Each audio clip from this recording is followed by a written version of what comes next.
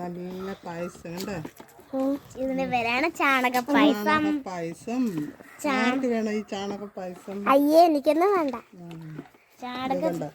നമ്മുടെ ചെടിയൊക്കെ കൊടുക്കാൻ നമുക്ക് കുറച്ച് പച്ചച്ചാണകം കിട്ടി. അപ്പം നമ്മുടെ അതിനകത്ത് കുറച്ച് കടലപ്പിണ്ണാക്കും ഇട്ട് ചാണകം കൂടെ ഒരു സ്ലറി ഉണ്ടാക്കി. ചെടിയൊക്കെ നല്ല പോഷകാഹാരങ്ങൾ കൊടുത്തിട്ട് കുറച്ച് നാളായി. അപ്പം നമ്മുടെ നട്ട ചെടിയൊക്കെ എല്ലാം ഒരിച്ചിരി നമുക്കിത് ഒഴിച്ചു കൊടുക്കാം കേട്ടോ. കുറേ നാളായി നമുക്ക് പച്ചച്ചാണകം കിട്ടാനേ ഇല്ലായിരുന്നു.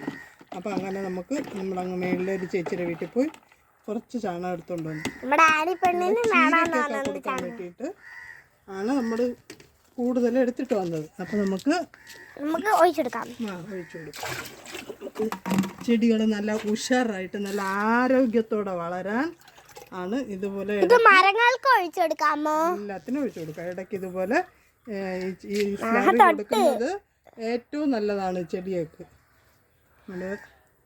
കുറച്ച് കഷായങ്ങൾ പോലെ കഷായം ഒഴിച്ചു കൊടുക്കാം. ഒരു കപ്പിന് ഒരു 5 കപ്പ് വെള്ളം കൂടെങ്കിലും ചേർക്കാം. 3 4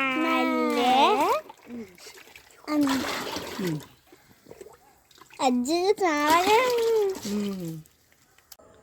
ഇന്നിപ്പോൾ ഇവർക്ക് ഇച്ചിരി ചാണക സ്ലറി, ചാണകവും വെള്ളപ്പിണ്ണാക്കും കൂടെ പുളിപ്പിച്ചത് കുറച്ച് ഒഴിച്ചു കൊടുക്കാൻ. ചാണകം അധികം ഞാൻ ഇതിന് ഉപയോഗിക്കാറില്ല. ഇന്നിപ്പോൾ ഒരിക്കൽ ആദ്യമായിട്ട് ഇപ്പോഴാണ് ഉപയോഗിച്ചത്. ഞാനല്ലാതെ ഇത് കോഴി കാഷ്ടം ഇട്ടിട്ടാണ് ഇത് വെച്ചത്. എൻ്റെ കയ്യിൽ ചാണകം ഇല്ല, കുറേ നാളായി തീർന്നിട്ട്. പിന്നെ പച്ചച്ചാണകം ആയാലും ഞാൻ അധികം ഒഴിക്കാറില്ല, ഒരിക്കൽ മാത്രമേ ഒഴിച്ചു കൊടുക്കാറുള്ളൂ. ചിലപ്പോൾ ഒരിക്കൽ നട്ടതിൽ എനിക്കൊരു കയ്പ്പ് വന്നു. അതുകൊണ്ട് ചാണകം ഞാൻ കുറേശ്ശായിട്ടേ ഉപയോഗിക്കുന്നുള്ളൂ. എന്തിൻ്റെയാണെന്നറിയില്ല, ചിലപ്പോൾ ഓരോരോ വിത്തിൻ്റെ ഇതായിരിക്കാം, അതുകൊണ്ടായിരിക്കാം. പക്ഷെ രണ്ടാമത് കുറച്ച് കഴിഞ്ഞിട്ട് പിന്നെ എടുത്തതിനൊന്നും ഇല്ലായിരുന്നു. അപ്പം അതുകൊണ്ട് ഞാൻ എന്തായാലും ഇത് ഒഴിച്ചു കൊടുത്താലേ നല്ല ഇതായിട്ട് വളരുള്ളൂ ചെടികളൊക്കെ. അപ്പം അങ്ങനെ എല്ലാവർക്കും നല്ല ചാണക സ്ലറിയൊക്കെ കൊടുത്ത് നല്ല മണമുണ്ട് സ്ലറിക്ക്.